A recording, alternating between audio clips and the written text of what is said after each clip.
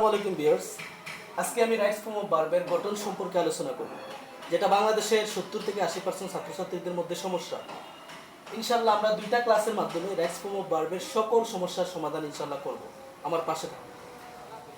Viewers, আপনারা দেখতে পাচ্ছেন এখানে আমি লিখছি write verb 1, wrote verb 2, written verb 3, writes ভার্বের সাথে এস বাই এস, তারপরে আমি যোগ করছি ভার্বের সাথে আইএনজি। এই ফরমেশনগুলো কোন ক্ষেত্রে কিভাবে বসে এই বিস্তারিত ডিটেইলস সম্পর্কে আজকে আলোচনা করব ইনশাআল্লাহ। আমার পাশে থাকুন। ভিউয়ার্স, আপনি দেখতে পাচ্ছেন তিনটি ক্ষেত্রে বি1 বসে। একটা হচ্ছে টু এর পরে বি1 বসে, মডাল ভার্বের পরে বি1 বসে, অর্থাৎ মডাল ভার্বের পরে যে বি1টা বসবে, যে ভার্বের বেস ফর্ম বলবে, এটার কোনো পরিবর্তন হবে না। আই, উই, দে, ইউ এর পরে বি1 হবে, তবে শর্ত এই যে প্যাসেজটি অর্থাৎ গল্পটি অবশ্যই প্রেজেন্ট হতে হবে। যেমন আপনারা দেখতে পাচ্ছেন আমরা এখানে লিখছি তিনটি ক্ষেত্রে বি1 বসে, টু এর পরে বি1 বসে। দেখেন, I like to play football, আমি ফুটবল খেলতে পছন্দ করি। এখানে দেখেন আপনি টু এর পরে যে বেস ফর্মটা আছে সেটা প্লে, কিন্তু বেস ফর্ম ভার্বের ভার্ব 1। কি জন্য? কারণ এখানে হচ্ছে টু, এই সেন্টেন্সটি হচ্ছে প্রেজেন্ট, যার কারণে টু এর পরে যে ভার্বটা বসে সেটা অবশ্যই বেস ফর্ম হবে, বি1 হবে। তারপরে আপনারা দেখতে পাচ্ছেন he can do it to get money. এখানে দেখতে পাচ্ছেন আপনারা আমি 2 নাম্বার রুলসে লিখছি মডাল ভার্বের পরে বি1 বসে, অর্থাৎ মডাল ভার্বের পরে যে ভার্বটা হবে সেটার কোনো পরিবর্তন হবে না, উক্ত ভার্বটি বসে যাবে। আপনারা দেখতে পাচ্ছেন এখানে ক্যান হচ্ছে মডাল ভার্ব, ক্যানের পরে ভার্ব আছে ডু, ডু এর কোনো পরিবর্তন নাই। কি জন্য পরিবর্তন হয়নি? কারণ হচ্ছে ক্যান হচ্ছে মডাল ভার্ব, মডাল ভার্বের পরে ভার্বের কোনো কি নাই, পরিবর্তন নেই। এখন আপনারা দেখতে পারেন 3 নাম্বার যে আমি এক্সাম্পলটা দিছি, I go to school, I go to সাহেবের বাজার to watch the cricket match. আমি সাহেবের বাজার যাই to watch the cricket match, cricket match উপভোগ করার জন্য। আপনি একটা মজার বিষয় হচ্ছে, দেখেন আমি বলছিলাম আই, উই, দে, ইউ এর পরে বি1 হবে, তবে শর্ত এই যে অবশ্যই প্যাসেজটি প্রেজেন্ট হতে হবে। আই গো টু সাহেবের বাজার, আমি সাহেবের বাজার যাই। এখানে দেখতে পাচ্ছেন আই এর পরে যে ভার্বটি এটা হচ্ছে প্রেজেন্ট ফর্ম, বেস ফর্ম। কি জন্য? গল্পটা হচ্ছে প্রেজেন্ট, যার জন্য এই গোটা হচ্ছে বেস ফর্ম, ভার্বের 1 নাম্বার ফর্মেই বসবে। টু ওয়াচ, আবার আমি ওই যে দেখেন একটা সেন্টেন্সের মধ্যে দুইটা ভার্ব আমি পাচ্ছি, ওয়াচ, ওয়াচটা হচ্ছে বেস ফর্মে বসছে। কি জন্য? টু এর পরে ভার্বের বেস ফর্ম হয়, এখানে ওয়াচড হবে না। কি জন্য হবে না? কারণ প্যাসেজটা হচ্ছে, এই সেন্টেন্সটা হচ্ছে প্রেজেন্ট, যার কারণে টু এর পরেও ভার্বটা হচ্ছে প্রেজেন্ট ফর্মে। এখন আমরা ভিউয়ার্স, আপনারা দেখতে পাচ্ছেন যে মাত্র 3টা ক্ষেত্রে বি1 হবে, ভার্বের বেস ফর্ম মাত্র 3টা ক্ষেত্রে বসে। অনেক ক্ষেত্রে আমরা কনফিউশনে থাকি যে রাইট ফর্ম অফ ভার্বের কোন ক্ষেত্রে বি1 বসে। আপনারা আবার আমি আপনাদেরকে মনে করিয়ে দিচ্ছি যে টু এর পরে বি1 বসে, মডাল ভার্বের পরে বি1 বসে, আই, উই, ইউ, দে তারপরে বি1 বসে। তবে মনে রাখতে হবে প্যাসেজটি অবশ্যই প্রেজেন্ট হতে হবে। ভিউয়ার্স, এখন আমি আলোচনা করব বি2 কোথায় বসে, তার মানে ভার্বের ফার্স্ট ফর্ম কোথায় বসে। আমরা এখন জানলাম বি1 বসছে কোথায়, এখন আমরা বলবো যে বি2 কোথায় বসে। মাত্র একটি ক্ষেত্রে বি2 বসে, অর্থাৎ প্যাসেজটি যদি, অর্থাৎ গল্পটি যদি ফার্স্ট হয় তাহলে অবশ্যই এই যে গ্যাপস আছে এখানে অবশ্যই ফার্স্ট ফর্মই হবে। তাহলে আমরা কি মনে রাখলাম? The story must be first, অর্থাৎ গল্পটি অবশ্যই ফার্স্ট হতে হবে। যদি ফার্স্ট হয় তাহলে বেস ফর্ম আপনারা বসাবেন। সাপোজ আমি একটা এক্সাম্পল দিলাম, yesterday I dash to the market with my father to buy a shirt that this me shoes as well as cloth. এখন আপনারা দেখতে পাচ্ছেন এই গল্পটা কি প্রেজেন্ট না ফার্স্ট? অবশ্যই ফার্স্ট। কি জন্য? আমরা সাপোজ মনে করেন আমরা প্যাসেজটা পুরোটাই বুঝতে পারি নাই, কিন্তু আমরা এখানে দেখতে পাচ্ছি ইয়েস্টারডে। কি দেখতে পেলাম? ইয়েস্টারডে। ইয়েস্টারডে মানে গতকাল, এতেই বোঝা গেল গল্পটা হচ্ছে ফার্স্ট। যদি গল্পটা ফার্স্ট হয় তাহলে অবশ্যই এখানে ফার্স্টই হবে, ভার্বটি ফার্স্ট হবে। তাহলে আমরা চুজ করি, এখানে আছে go, went, buy, bought. Yesterday I কি, তাহলে এখানে আমরা যদি লিখি went, yesterday I went to the market with my father. গতকালকে আমি আমার বাবার সাথে মার্কেটে গিয়েছিলাম টু বাই আ শার্ট, একটা শার্ট কেনার জন্য। আচ্ছা, তাহলে এখানে ওয়েন্ট হবে কি জন্য, এই গল্পটা হচ্ছে ফার্স্টে, গল্পটা কি জন্য ফার্স্টে। এখন কেউ যদি প্রশ্ন করে, স্যার আপনি তো বলছেন আই, উই, ইউ, দে এর পরে বি1 বসে, কি জন্য বসে?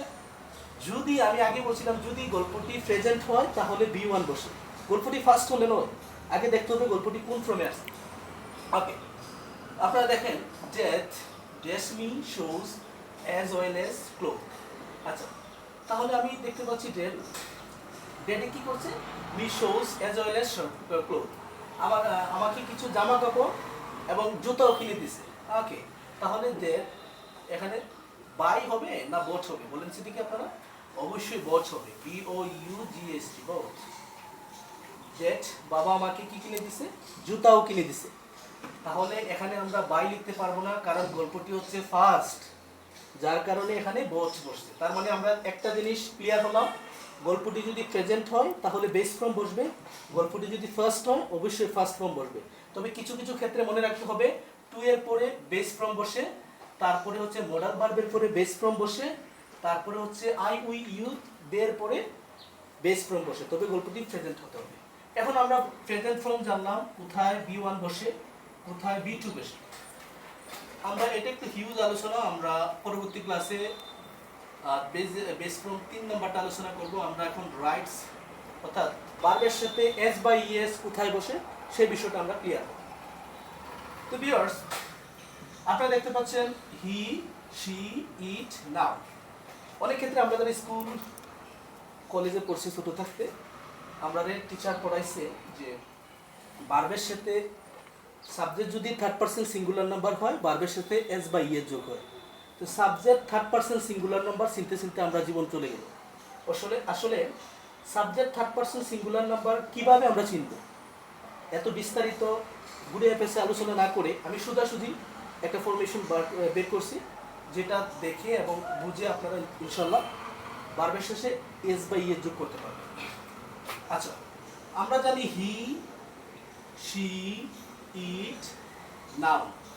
তার মানে আপনারা দেখেন যে হি, শি, রহিম, করিম, পুরুষ হলে আমরা হি দ্বারা প্রকাশ করি, মহিলা রিমা, সীমা, যে কোনো একটা মহিলা ব্যক্তিকে আমরা যদি আমরা বুঝাই তাহলে আমরা শি দ্বারা প্রকাশ করি। পশু পাখি গরু ছাগল যে কোনো নামকে আমরা ইট দ্বারা প্রকাশ করি। তারপরে নাউন, যে কোনো নামকে আমরা কি করি, নাউন হিসাবে প্রকাশ করি, আমরা নাম বলি। তখন আমরা যদি বলি রিমা, করিম, রহিম, রিমা, সীমা, পশু পাখি এবং আদার্স কোনো নাম, এগুলো হচ্ছে নাউন। এগুলোর পরে সাধারণত কি বসে, ভার্বের শেষে এস বা ইএস বসে। জাস্ট এতটুকু, আমার ভার্বের শেষে এস বা ইএস, সাবজেক্ট যদি থার্ড পারসন সিঙ্গুলার নাম্বার হয় ভার্বের শেষে এস বা ইএস বসে, এই তো বিস্তারিত আলোচনা করার আমার দরকার নেই। আমি যদি জাস্ট হি, শি, ইট, নাও এগুলোর উপরে ভার্বের শেষে এস বা ইএস বসে। তবে মনে রাখতে হবে প্যাসেজটি অবশ্যই প্রেজেন্ট হতে হবে। আমি একটা এক্সাম্পল দেই, আপনারা ক্লিয়ার হয়ে যাবেন।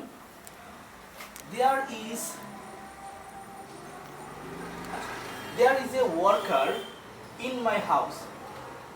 আমার বাড়িতে একজন কাজের লোক আছে। He does very well. Okay, he does very well. এই হিটা হচ্ছে কি, ওই যে আমি দেখেন যদি হিটা এখানে আছে, হি আছে না, অবশ্যই গল্পটি হচ্ছে প্রেজেন্ট, তারপরে এখানে আছে হি, হি এর পরে যে ভার্বটা বসবে অবশ্যই তার সাথে এস বা ই এর যোগ হবে। দেখেন হি আছে এখানে, হি এর পরে ভার্ব কোনটা বসবে, হি ওয়ার্ক। তাহলে এখানে শুধুমাত্র যদি ওয়ার্ক থাকে হবে না, ওয়ার্কস, ওয়ার্কের সাথে এস যোগ হবে, ওয়ার্কস। তাহলে হি ওয়ার্কস ভেরি ওয়েল, সে খুব ভালো কাজ করে। তাহলে আমরা কি বুঝলাম, হি, শি, ইট, নাউন এগুলো যদি থাকে তাহলে এর শেষে এস বা ই এর যোগ হয় যদি গল্পটি প্রেজেন্ট হয়। তারপরে দেখেন she do all the work, সে সকল কাজ করে, ইন মাই ফ্যামিলি, আমার পরিবারের মধ্যে। এখন আপনারা দেখতে পাচ্ছেন শি আছে এখানে, এখানেও শি আছে। এখন দেখেন এই যে ভার্বটা আছে, ভার্বের শেষে কি যোগ হবে, ইএস যোগ হবে, তার মানে হচ্ছে এই যে ডু ভার্বটা আছে এটার সাথে ইএস যোগ হবে, ইএস। তাহলে শি ডাজ, কি জন্য ডাজ? অবশ্যই সেখানে যদি ভার্বটি যদি প্রেজেন্ট, সেন্টেন্সটি যদি প্রেজেন্ট হয়, গল্পটি যদি বর্তমান হয়, তাহলে অবশ্যই আমি ভার্বের শেষে এস বা ইএস যোগ করব। হি শি দে ইটের পরে, হি শি ইট নাউনের পরে। ওকে, তাহলে আমরা ডু এর সাথে ইএস যোগ করছি, all the work in my family, that's why my mom, যার কারণে আমার মা, লাভ হিম ভেরি মাচ। তাহলে গল্পটি যদি প্রেজেন্ট, আপনারা বলেন মম হচ্ছে নাউন, আর লাভের সাথে কি যোগ হবে? এস। কি যোগ হবে? এস। তাহলে কি হবে? লাভস। দ্যাটস ওয়াই, যার জন্য, মাই মম লাভস হিম ভেরি মাচ, যার জন্য আমার মা তাকে খুব ভালোবাসে। সো ভিউয়ার্স, আজকে আমি রাইটস ফর্ম অফ ভার্বের বেসিক ধারণা সম্পর্কে আপনাদেরকে আইডিয়া দিলাম। ইনশাআল্লাহ আমার পরবর্তী দুটা ক্লাস যদি আপনারা সাথে থাকেন, রাইটস ফর্ম অফ ভার্বের 70 থেকে 80% সমস্যা ইনশাআল্লাহ সমাধান হবে। পাশে থাকুন, ধন্যবাদ।